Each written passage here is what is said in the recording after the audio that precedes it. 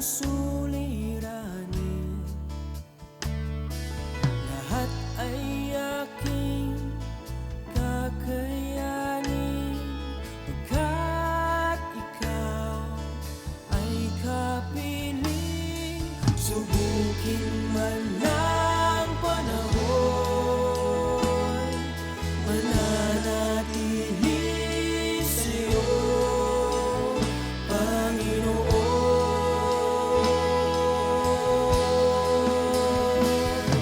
Walang alinlangang maglilingkod, walang pangambang sa'yo ay susunod. Hindi susuko at hindi hinto, patuloy lamang sa iyo, Panginoon.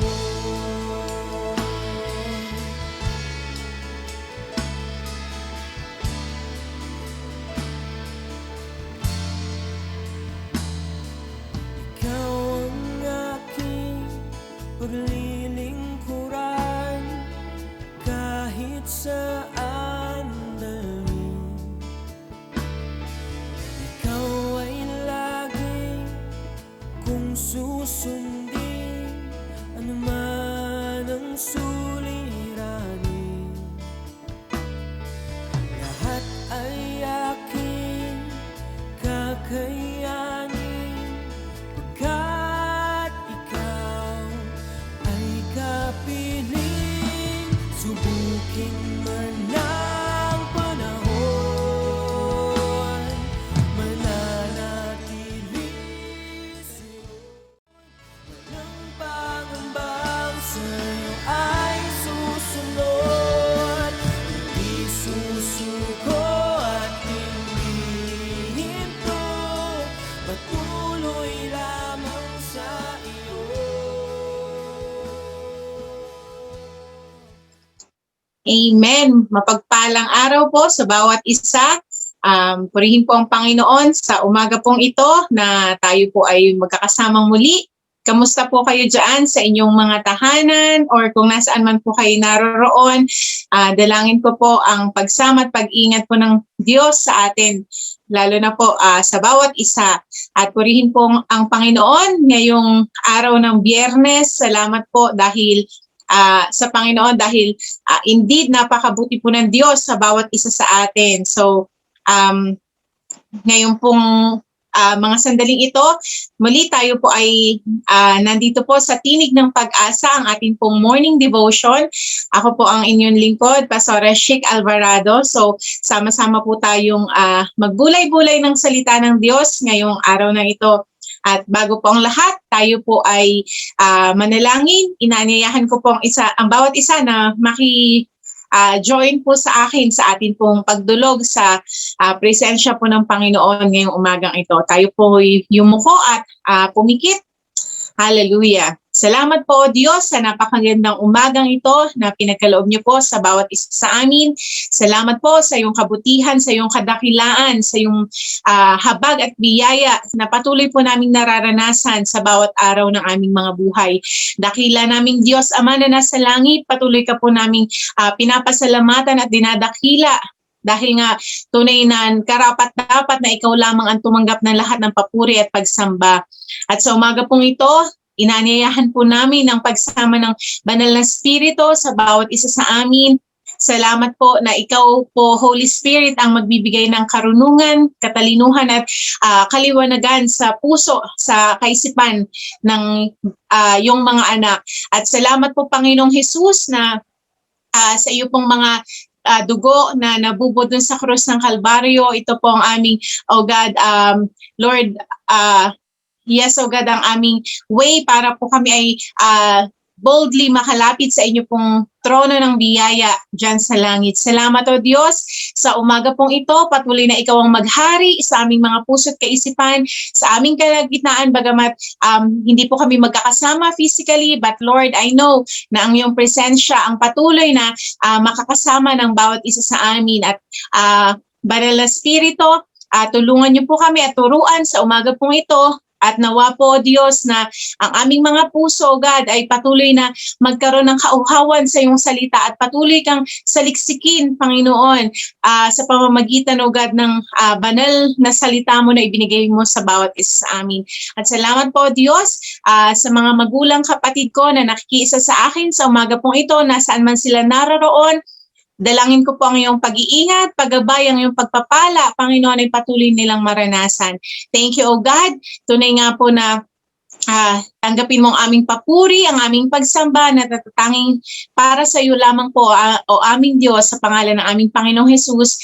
Amen and amen. Again po, mapagpalang umaga po sa bawat isa at patuloy po tayo sa ating topic na yun nga po, sa buong month of November, ang ating pong tinatalakay ay about unity po. Ayan.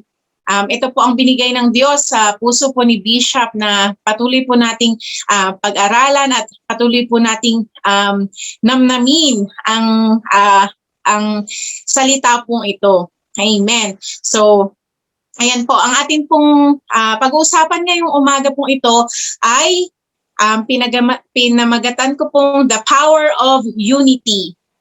Ayan po. Yan, may kapangyarihan nga po ang pagkakaroon ng pagkakaisa. Amen po ba? Kaya nga po sabi sa Psalms 133 verse 1, ito po ang ating pinaka-key verse or ating main verse. Sabi po dito, "Behold how good and how pleasant it is for brethren to dwell together in unity." Yan, sabi, banggitin ko lang po sa Tagalog, sabi po dito, napakaligaya at kahanga-hanga sa ating pagmasid ang nagkakaisa at laging magkakasama na magkakapatid. Ayan po. So, sabi nga, napakaligaya at kahanga-hanga na tignan or pagmasdan ang nagkakaisa at laging sama-sama na magkakapatid. Tunay nga po na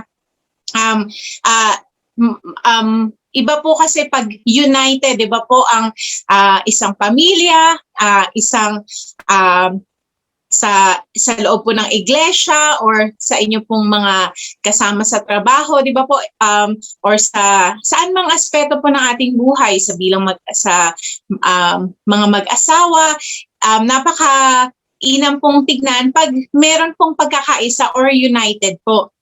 Ayan, meron pong story sa Bible na united po sila. Etong buong mga tao po sa lugar na ito ay lahat po sila ay united. Kaya lang, ganun pa man po, united sila pero may mali po sa motibo nila. Tignan po natin ang story po ng Tower of Babel sa Genesis 11. Ayan po, kung makikita po natin dito sa ating pong slide, sabi po dito sa verse 1, "Now the whole earth had one language and one speech." Ayan po. Ito po yung panahon na ang mga tao po ay iisa pa lang po ang lengguwahe. At yun nga po, kumbaga nagkakaunawaan lahat.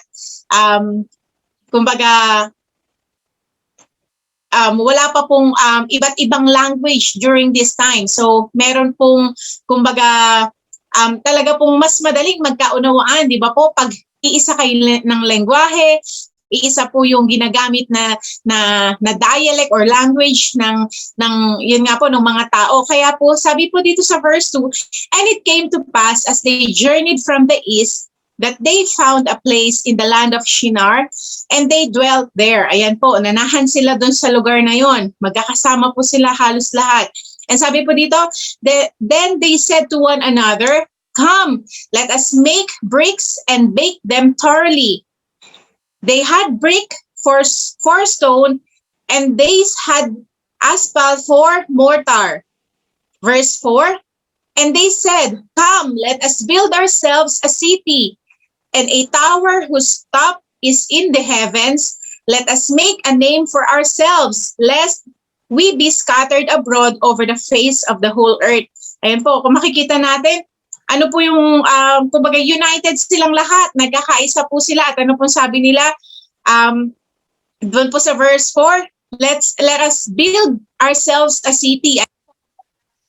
Nais po nila na mag-build ng city na yun nga po, para sa sarili nila. Ang sabi po dito, and a tower whose top is in heaven. Gusto po nilang abutin ang kalangitan. At sabi po dito, and let us make a name for ourselves. So, nais po nila na sila po yung matanyag, sila po yung, kumbaga, makilala. Kumbaga, ito po yung motibo nila sa nais nilang gawin. Ayan po, para sa sarili po nila. Sabi po dito, lest be scattered abroad over the face of the whole earth. Gusto po nila na magkakasama lang po sila lahat. Pero, yan nga po, sa verse 5, makita po natin dito, sabi po dito, but the Lord came down to see the city and the tower which the sons of men had built. Ayan po, tinignan po ng Diyos yung ginagawang tower ng mga tao. And sa verse 6, sabi po dito, and the Lord said, indeed, the people are the one and they all have one language. Ayan po, sabi nga po, united po kasi nga yung mga tao during this time. Sabi po, isa lang yung lengguwahe nila. Ito po ang sabi po ni Lord dito. And this is what they begin to do. Ayan po, yun nga, yung Tower of Babel na ginagawa na po nila. Now, nothing that they purpose to do will be withheld from them. Ayan po, kumbaga si God po mismo, alam niya na pag nagkaisa po ang mga tao, yun nga po sabi niya, nothing that they purpose to do will be withheld from them. Ibig sabihin, kahit ano nang gusto nilang gawin, ay, kumbaga, magagawa na po nila. Kaya nga sabi po dito sa verse 7, sabi po dito ni Lord, come, let us go down and there confuse their language, that they may not understand one another's speech. Ayan po. Kung makikita po natin na bumaba po ang Diyos, sabi nga po, diba, come, let us go down. Yung as po doon, capital U. Diba po, ibig sabihin, ano po siya, kumbaga, name yung tinutukoy dito, sabi nga po, it is the Father, the Son, and the Holy Spirit. Kaya po, bumaba po sila dito at yun nga po, kinonfuse yung mga language, nagkaroon ng iba't ibang wika. Dito po nagsimula na, yun nga po, magkaroon ng different kinds of language ang mga tao. So, dahil nga po, iba-iba na yung lengguwahe nila, hindi na sila nagkakaintindihan, hindi na po nila natuloy yung kanila pong ginagawang Tower of Babel. Sabi nga po, and they may not understand one another's speech. Kumbaga, di ba po, napakahirap na pag hindi mo naiintindihan yung sinasabi ng isa, katulad po, dito po sa atin, yun nga po yung family po ni Sister Isabel, lalo na po si Mr. Chan, yung language niya po is Chinese. So, although medyo may ilang English term po siya na alam, pero po, sabi nga, napakahirap po pag may language barrier, di ba po, kahit na anong gusto mong makipagkwentuhan sa kanya, kahit na anong gusto mong meron kang sabihin sa kanya, kung hindi naman po kayo magkakaintindihan or magkakaunawaan, di ba po, napakahirap po nun. Kaya mga tao po dito during that time, yun nga po, nagkaroon na ng maraming lengguwahe. Ayan, kaya po hindi na sila nagkaunawaan. Hindi na natuloy yung kanila pong ginagawa na Tower of Babel. Ayan, i-continue po natin, sabi po dito sa verse 8. So the Lord scattered them abroad from there over the face of all the earth. Di ba, ito po yung ayaw nilang mangyari, na magkahiwa-hiwalay sila, kaya po tinayo nila yung Tower of Babel na yon. Pero paano ginawa po ng Panginoon? Ini-scatter po sila, yun nga, pinaghiwa-hiwalay from there over the face of all the earth, and they cease building the city. Ayan, hindi na po nila natuloy yung paggawa ng city. Therefore, it is called Babel, because there the Lord confused the language of all the earth. And from there, the Lord scattered them abroad over the face of all the earth. Ayan po, makita natin na dito po sa story na to, yun nga po, kumbaga, meron pong ginawa ang Diyos, di ba po, na kumbaga, para hindi po matuloy yung pinaplano nila or yung naisip nila kasi mali po yung motibo nila.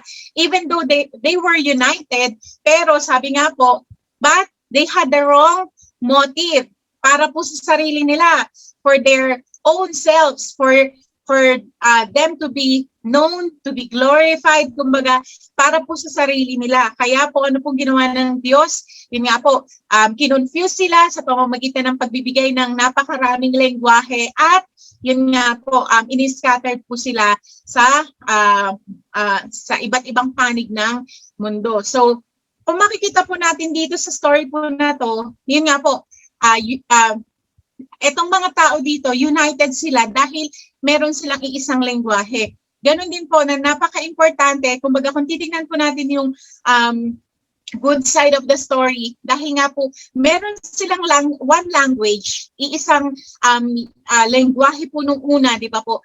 Ang dali po nilang na-unite, ang dali po nilang nagkaisa. Pero the moment na yun nga po, nung binigyan na sila ni Lord ng different kinds of languages na kumbaga hindi na nila naiintindihan ng isa't isa, yun nga po, tinigil na nila yung ginagawa natin. Ano naman pong makikita po natin doon, di ba hirap po na yun nga, pag yung hindi, kahit na let's say pare-pareho po tayong Pilipino, pero kung magkakaiba naman po yung perspective natin, di ba po, hindi literal na magkaiba yung lengguwahe natin. Although dito po sa Pilipinas, di ba, kahit iisang bansa po tayo, pero napakarami pa rin po nating dialect. May Tagalog, may Ilocano, may ano po, di ba, may Cebuano, may kumbaga yung may ano pa po ba yung mga dialect sa Mindanao, kumbaga napakarami pong dialect. Pero sabi nga po, kung hindi naman po tayo magkakaunawaan, hindi tayo magkakaintindihan, di ba po, napakahirap pong magkaisa or maging united. Ayan po yung story nung Tower of Babel. At meron naman pong isang story sa Bible na isang pamilya lang po sila, pero nung binigyan po sila ng task ni God, they were able to accomplish it because yun nga po, united ang pamilyang ito. At makikita po natin ito sa Genesis 6, ang family po ni Noah, di ba po? Ito po yung binigyan ni God ng instruction si Noah na mag-build ng ark. At sino po ba ang mga nakatulong po ni Noah dito? Ang kanya pong family. Kasi di ba po, hindi naniniwala yung ibang mga tao sa kanila. Kinukutya pa nga po sila, pinagtatawanan sila. Pero tignan po natin Genesis 6, verse 13 onwards. Sabi po dito sa verse 13, "And God said to Noah, the end of all flesh has come before me, for the earth is filled with violence through them. And behold, I will destroy them with the earth." Sabi nga po, kumbaga yung kasamaan po ng tao nakarating na po sa Panginoon, sa Diyos. Kaya po talagang kumbaga sabi nga po ni God dito, i-destroy niya na po ang mundo. Sabi po dito sa verse 14, "Make yourself an ark of gopher wood, make rooms in the ark, and cover it inside and outside with pitch. And this is how you shall make it. The legend of the ark shall be 300 cubits, with 50 cubits, and its height 30 cubits. Ayan po, napaka-specific po no pagbibigay ni God ng instruction. Amen po ba dito sa, yun nga po kay Noah, kung paano bubuuin yung ark na nais po ng Diyos. And sabi po sa verse 16, "You shall make a window for the ark, and you shall finish it to a cubit from above, and set the doors of the ark its inside. You shall make it with lower, second, and third decks." Ayan po. Kumbaga, ito po yung makikita natin na yung pagbibigay ng instruction po ni God kay Noah, dahil nga po gugunawin na po ng Diyos ang sangkatauhan dahil sa kasamaan nito. At dahil nga po nakita po ni God that Noah walked before God, na yun nga po yung nandun yung pagsunod ni Noah, kaya binigyan po ni God ng instruction si Noah na mag-build ng ark. At yun nga po, makikita natin, napakalaki po nung ark na kailangan nilang gawin, di ba po? Pero, yun nga po, ang nakita ko po dito, dahil united ang family po ni Noah, di ba po, sino po bang mga anak ni Noah? Si Shem, si Ham, at si Japet. At yun nga po, may asawa si Noah, maging yung kanya pong mga anak, meron ding asawa. So, ilan lang po sila na nagtulong-tulong. Yet, they believe on God and they know who their God is. Kahit na imposible sa mata ng tao, yung kanila pong ginagawa, pinagpatuloy po nila. Di ba po? Kung makikita natin, yun nga po sa verse 22, ano po sabi doon? Thus Noah did according to all that God commanded him, so he did. So, kung makikita po natin, talagang sinunod po ni Noah kung ano yung instruction ni God. At yun nga po, si Noah po bilang ama ng tahanan, ito naman po ay binaba niya sa kanyang mga anak. At yun nga po, kumbaga maaring siguro yung iba po sa mga anak ni Noah, nung una may mga question din na hindi pa sila kasi nakakakita po talaga ng mga baha during that time. Dahil nga po, wala pa naman pong, sabi nga, yung flood na to ito po yung first time na nangyari. So, kumbaga, hindi ma-imagine, maaari rin po ng mga anak ni Noah, and yet, they followed yun nga po, yung instruction po ni Noah sa kanila na binigay po ng Diyos through Noah. At yun nga po, they unite their hearts, their strength, yung lahat-lahat po sa kanila to build this ark. At makikita po natin na, yun nga po, nagawa po nila itong ark na to. Although napakalaki, sabi nga po, ilang years nila ginawa ito, and yet, yun nga po, they were able to build the ark. Sabi nga po, makikita naman po natin dito, yun nga po, the power of unity, na even though the assignment of God or the instruction of God is very impossible, but when we are united, yun nga po, katulad sila Noah, kahit iilan lang po sila, but they were united as a family, nagawa po nila yung pinagagawa po ng Diyos sa kanila. Amen? And sabi nga po, they obeyed the instruction of God. And ano po yung, kumbaga, naging benefit sa kanila, di ba po? Sila lang po yung taong natira during that time na lahat po talaga na wash out, namatay dahil nga po ganun katagal po yung months po ang inabot nung baha. So talagang wala pong natirang tao sa mundong ibabaw during that time. Only the family of Noah. Sabi nga po, they were saved dahil dun sa pagsunod po nila sa Diyos. At yun nga po, yung pagkakaroon nila ng pagkakaisa bilang isang pamilya. So, ganun din po na napaka-importante po, napakahalaga na yun nga po in every family na magkaroon po tayo ng unity sa bawat pamilya, di ba po, na kung may bigay po ang Diyos na instruction sa ama ng tahanan or let's say sa sa iglesia, sa church, di ba po, tayo pong mga anak biologically or spiritually, sabi nga po, we have to believe what the Lord had said sa atin pong mga fathers or spiritual fathers, at yun nga po, to be and also be united with them para ma-accomplish po yung nais ng Diyos. At sabi nga po, kung makikita natin dito sa story na to, yun nga po, yung benefit po nun, na-save po ang buong family ni Noah. Tayo rin po, sa mga instruction po, sa mga direction po ng Panginoon, sabi nga po, di ba sa Bible, our works will be rewarded. At sabi nga po, alam po ng Diyos ang bawat contribution ng bawat isa ng kanyang mga anak. So, kaya po, nakakatuwa po balikan itong story na to, na yun nga po, makita natin na kahit iilan lang sila, as long as yun nga po, naging united sila, nagkaisa itong pamilya na ito, sabi nga po, di ba, yung imposible sa mata ng tao, nagawa po nila. Kaya po napaka-importante po ng pagkakaroon ng pagkakaisa, especially po sa loob ng family. Amen po ba? And another story naman po, ito naman po yung story ni Esther, ni Mordecai, at ng mga Jew po sa lugar ng Shushan sa Book of Esther.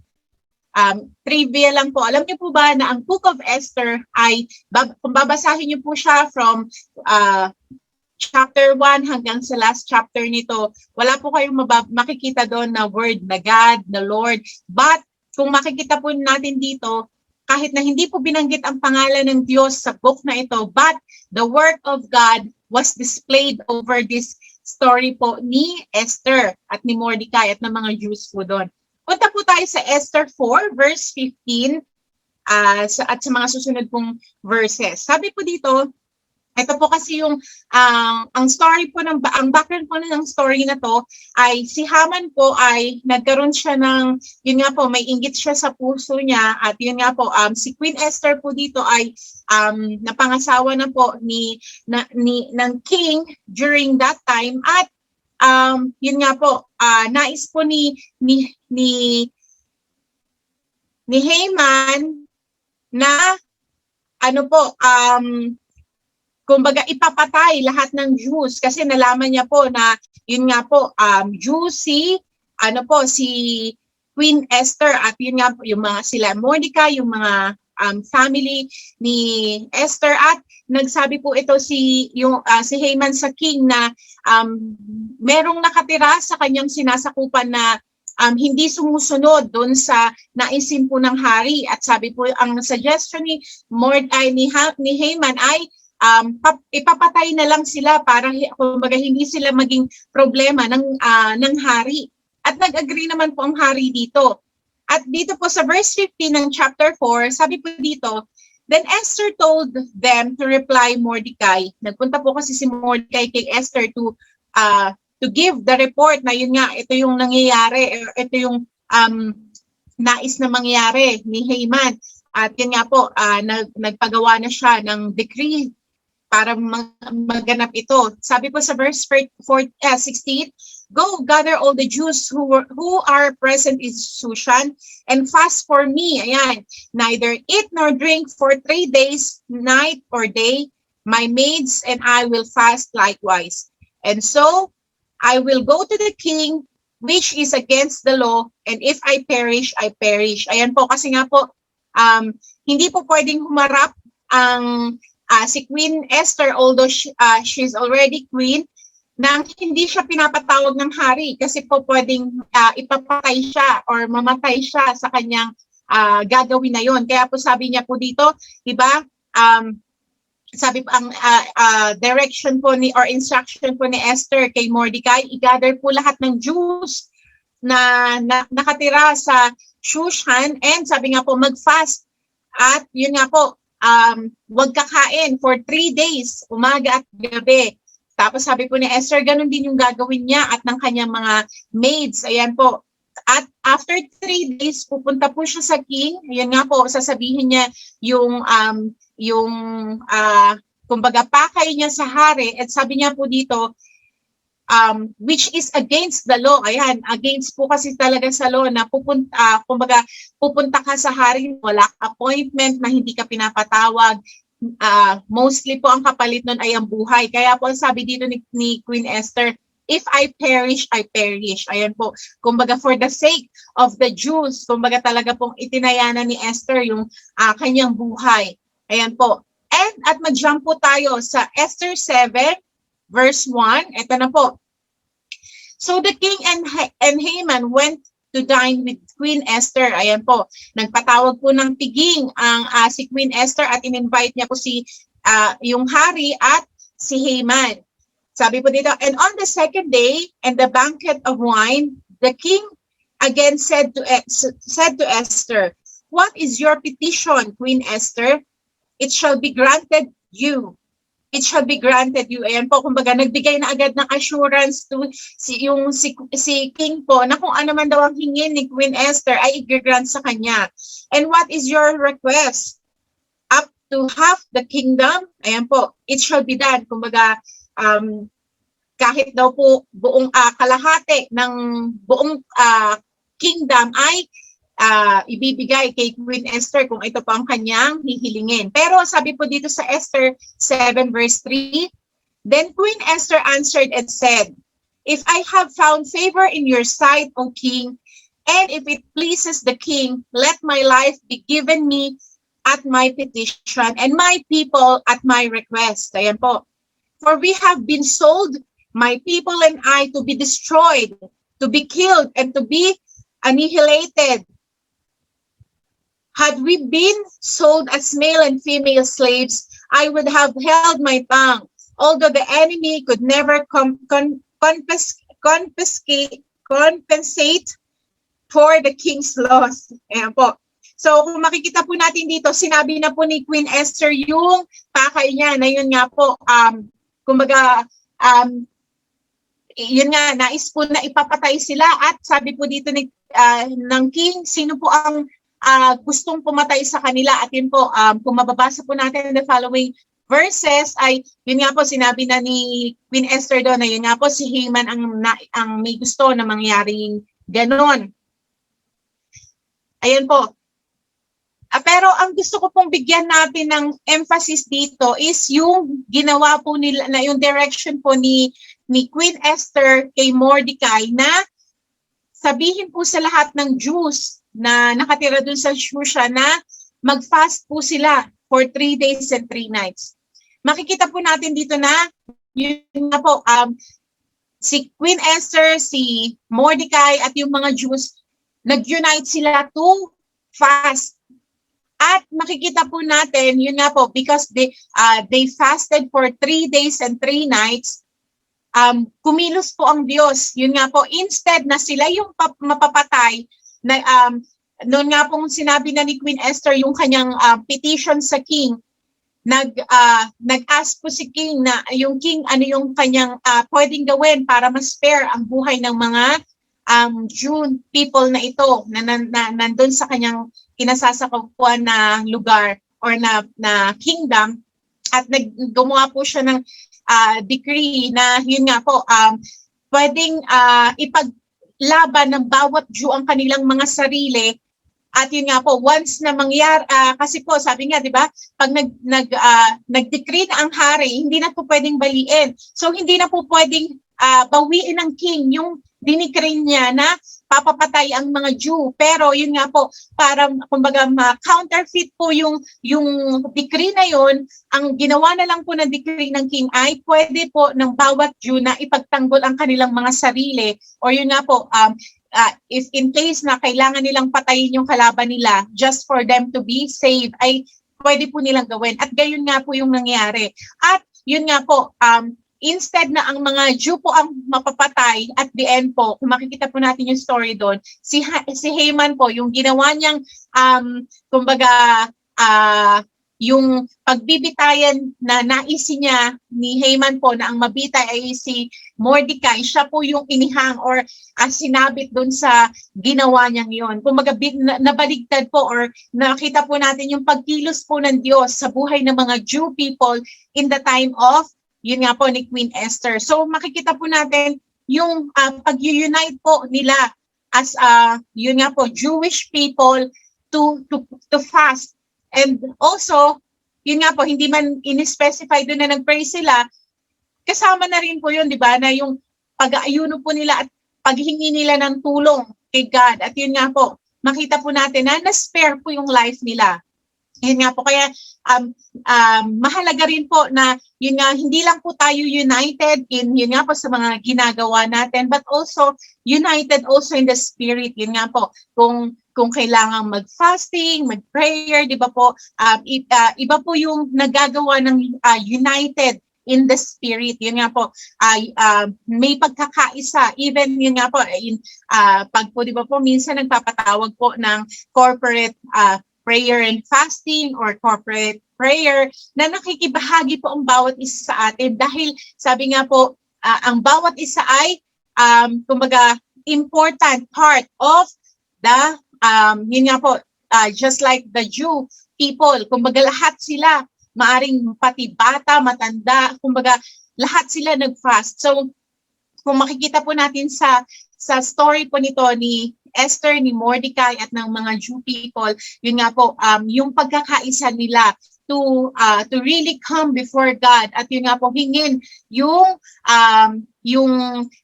kumbaga pag-intervene po ni God sa kanilang sitwasyon. At makikita po natin, yun nga po, they were spared. Kaya nga po sabi ni Mordecai kay Queen Esther na nung una ayaw pa niyang kumbaga parang inaano ni Queen Esther na nasa palace naman daw siya, hindi siya kumbaga kumbaga hindi siya mapapatay doon ganyan, pero sabi nga po ni Mordecai sa kanya kumbaga nadala po siya doon sa palace in such a time as this dahil nga po may role si Queen Esther kung bakit dinala siya doon sa palace during that time. So, ang bawat isa rin po sa atin, maaring nasaan po kayo, pero sabi nga po, saan man kayong pamilya nilagay ng Diyos, hindi po aksidente yan. May purpose at may plano po ang Diyos. At sabi nga po, kaya napakahalaga na magkaroon ng unity sa, hindi lamang po sa bawat family, but yun nga po, and in a nation, kasi sabi nga po, 'di ba, pag may pagkakaisa, sabi nga po, 'di ba, nakikita po natin in a good unity. Hindi po katulad ng mga sinaunang tao nung nagawa sila ng Tower of Babel, 'di ba? Na ini-scatter po sila ni God. Pero dito po sa story na to nila Esther, makita po natin na kumilos po ang Diyos, in-spare ang kanilang mga buhay. Amen po ba? Because of yun nga po, yung pag-unite nila to come before the presence of God. At ito po, yung last na story po natin, actually marami po tayo makikita sa Bible na mga, yun nga po, how they unite themselves. Pero ito po ang ating last na pag-uusap-usapan ngayong umagang ito, yun nga po, yung early church po sa Book of Acts. Ayan po. Sa Acts 4 verse 32. Sabi po dito, now, the multitude of those who believed were of one heart and one soul. Neither did anyone say that any of the things he possessed was his own, but they had all things in common. Ayan po. Kumbaga lahat daw po ng tao during that time, sabi nga po, those who believe were of one heart and one soul. Ibig sabihin talaga pong united sila sa puso at united sila sa kaluluwa. Sabi nga po, lahat ng meron sila ay, kumbaga, sabi nga po, hindi nila inaangkin. But sabi nga po, but they had all things in common. Kumbaga, para sa lahat po, kung ano yung meron ng isa para sa lahat. Sabi po sa verse 33, and with great power, the apostles gave witness to the resurrection of the Lord Jesus, and great grace was upon them all. Amen. Praise God po. Sabi po dito sa verse 34, nor was there anyone among them who lacked. Ayan, wala daw pong, kumbaga, yun talagang sobrang nangangailangan. For all who were possessors of land or houses sold them, and brought them to the proceeds of the things that were sold, and laid them at the apostles' feet, and they distributed to each as one had need. Ayan po. Kung makikita po natin dito nga po sa early church na to, sabi nga po, because they were united in their hearts and in their souls, sabi nga po, even dun sa meron sila sa ari-arian nila, kumbaga talaga pong pinagsama-sama nila, walang merong magsasabi na akin lang to, kumbaga yun nga po, even yung possessions po nila, pinag-unite nila, pinagsama-sama nila, at sabi nga po, helping one another and being a blessing to others are, sabi nga po, was not burden or hindi siya ganun kahirap sa nagawin because they were united. Amen po ba? Kung makikita natin, pag may unity po talaga sa isang family, sa isang iglesia, or let's say sa isang company, sa isang business, whatever aspect of it, ay sabi nga po, hindi mahirap na yun nga po, tumulong sa kapwa, di ba po, magbigay, di ba? Kumbaga, kaya po, makikita po natin dito sa early church, yun nga po sa Book of Acts na, kumbaga, ganun na lang yung pagtutulungan nila sa bawat isa. Sabi nga po, walang dumarating sa point na sobrang nangangailangan kasi nandun po agad yung, kumbaga, pag-support or pagtulong ng bawat isa sa bawat nangangailangan. So, pag po merong unity, sabi nga po, di ba, even in a nation, di ba po, pag united ang nation, sabi nga po, it will stand. Pero pag divided ang isang nation, or let's say, wag na po tayong masyadong lumayo muna. Even let's say in a family, pag divided po ang family, di ba, nagkaka-watak-watak, nawawasak, nasisira. Ganon din po. Sabi nga po, sa let's say sa isang iglesia, sa isang business, di ba po, pag magkakaiba ng mindset, pag magkakaiba ng, kumbaga ayaw magintindihan, ayaw magbigayan, ayaw, walang may gustong magpakumbaba, di ba po, whatever, kumbaga, aspect po yan, pag hindi po united, it will be destroyed, it will fall, di ba? Kaya po, napaka-importante po na, yun nga po, first, we have to be united with ourselves, di ba? Tayo po, kasi sa sarili natin, maaring yung mind mo, di ba? Sabi nga po, kaya sabi sa Bible, the spirit is willing but the flesh is weak. Makikita po natin doon, may division na agad. Yung maari pong yung spirit mo wants to worship God, wants to read the Bible, wants to be in the presence of God. Pero yung flesh mo, yung body, mas gustong magpahinga, mas gustong kumain, mas gustong matulog. Kumbaga, hindi na po agad united, di ba? And next po, we have to be united with God. Sabi nga po, kasi once na united tayo sa Diyos, doon lang din po tayo magiging united kung saan po tayo itinalaga ng Diyos, di ba po? Maaring sa family, kung nasang family tayo, yun nga po, pag nandun yung naka-unite po tayo sa Diyos, the Lord will give us understanding, wisdom, and knowledge, and revelation sa mga nais niya po. At hindi po mahirap na makipag-unite dun sa mga taong nasa paligid po natin. Amen po ba? At ito nga po, sabi po sa Romans 12, verse 4 to 5, ito na po ang ating last verse. For as we have many members in one body, but all the members do not have the same function. So we, being many, are one body in Christ and individually members of one another. Amen po. So, kumbaga, lahat daw po tayo ay magkakaiba man, pero isa po tayong katawan ng Diyos. Amen po ba? Being one in the body of Christ, na maaring magkakaiba man po tayo ng iglesia, magkakaiba man po tayo ng denomination, it doesn't matter. Kumbaga, but all of us, we are one body in Christ, di ba po? Sa isang katawan po, hindi po pwedeng sasabihin ng tenga sa mata na hindi kita kailangan. Hindi po pwedeng sabihin ng paa sa kamay na hindi kita kailangan. Magkakaiba man po ng function, magkakaiba man po ng ginagawa ang bawat parte ng katawan ng isang tao, but yun nga po, it is in one body. Ganun din po ang bawat isa. Magkakaiba man po tayo ng background, pinanggalingang family, pinanggalingang lugar, pero sabi nga po, the Lord brought us into one body, yun nga po, of our Lord Jesus Christ. So, lahat po tayo may kanya-kanyang function, may kanya-kanyang,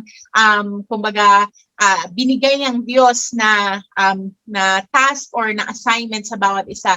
And we have to be united pa rin po kahit na magkakaiba po tayo. Kasi sabi nga po, yun nga po, where there is unity, there is power. Pag po may pagkakaisa, mas madali pong magagawa or ma-accomplish yung nais po ng Diyos sa let's say, sa isang family, sa isang iglesia, di ba po, in whatever aspect of it. Kaya po, napaka-importante po ng unity. Sabi nga po, may kapangyarihan po sa pagkakaisa. Amen po ba?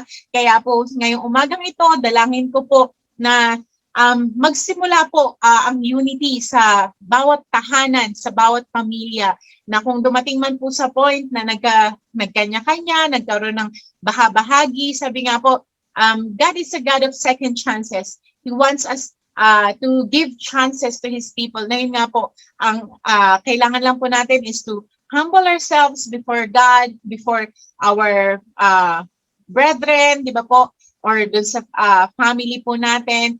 And let's ask God to, yun nga po, to help us para po ma-restore, ma-rekindle yung pagmamahal. Sabi nga po, di ba, yung love po ang pinakasusi para talagang magkaroon ng unity.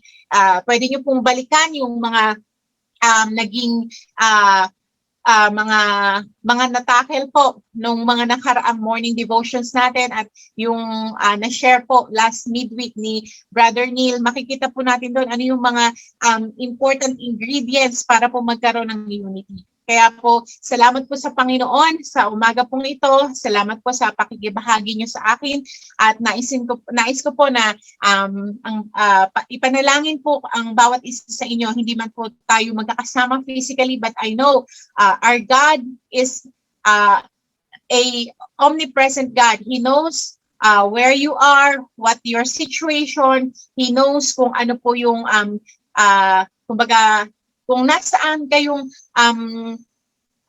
kalalagayan ngayon. And I pray na maranasan po natin ang pagkilos, ang pagsama ng banal na Espiritu sa ating pong mga buhay. Tayo po ay yumuko at manalangin.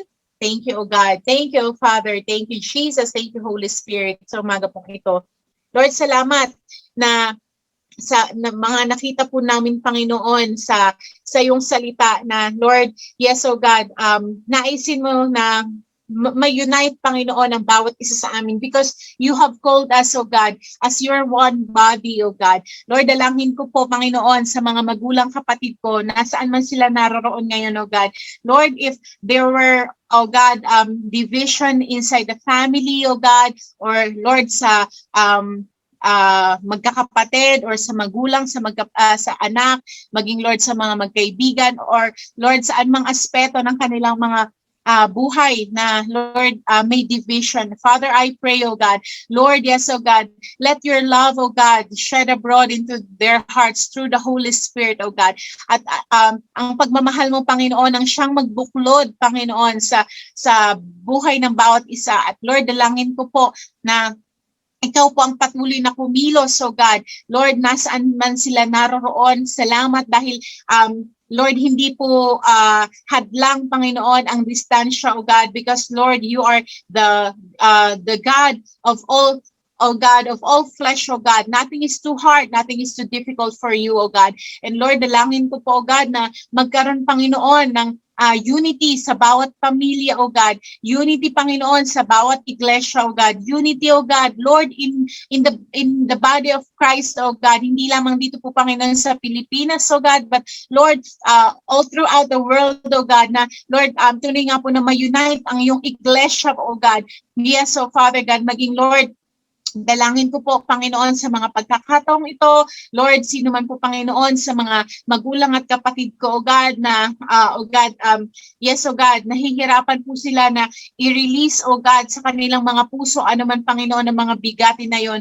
O God, I pray, let your presence, O God, Lord, fill their hearts right now, O God. Abutin niyo po sila, O God, ng iyong presensya, O God. At ang pagmamahal mo, O God, ang siyang, O God, yumakap sa kanilang, sa kanila, O God, wherever they are, O God. Lord, O God, fill their hearts with your love, O God, because love covers the multitude of sin, O God. At Lord, nananampalataya ako, Panginoon, na Lord, yes, O God, naisin mo na makita ang bawat isa sa amin, O God, na tunay na may pagkakaisa, Panginoon. Lord, most especially, O God, ang relasyon po sa inyo at ang relasyon namin sa aming mga kapwa. Salamat, O God, Lord, sa umaga pong ito, sa mga kapatid, magulang ko na nakaisa sa akin.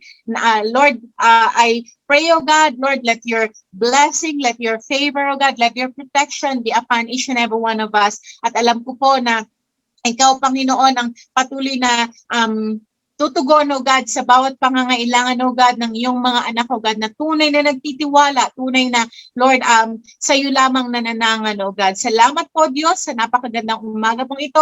Maging, Lord, itinitiwala po namin sa inyo the rest of this day, O God, at alam po namin na patuloy ka pong mangungusap sa aming mga puso, sa aming mga isipan, saan man po kami pumaroon, ano man pong aming mga gawin, O God. Thank you, Holy Spirit, for you're always with us. Thank you, O Father God. Thank you, our Lord Christ Jesus. To you alone be all the glory and the praise in Jesus' name. Amen and amen. Purihin po ang Panginoon. At muli po, mamayang gabi ay meron po tayong soaking. Join us po to soak in the presence of God, to give praise, worship, honor, and thanksgiving to our living God because He deserves all of it. So purihin po ang Panginoon ngayong umagang ito. Salamat po sa inyong pagsama sa akin sa mga sandaling oras na ito, at tunay nga po na ang pagpapala ng Diyos, ang pakikitisa ng Banal na Espiritu ay patuloy po nating maranasan. In Jesus' name, thank you. To God be all the glory po.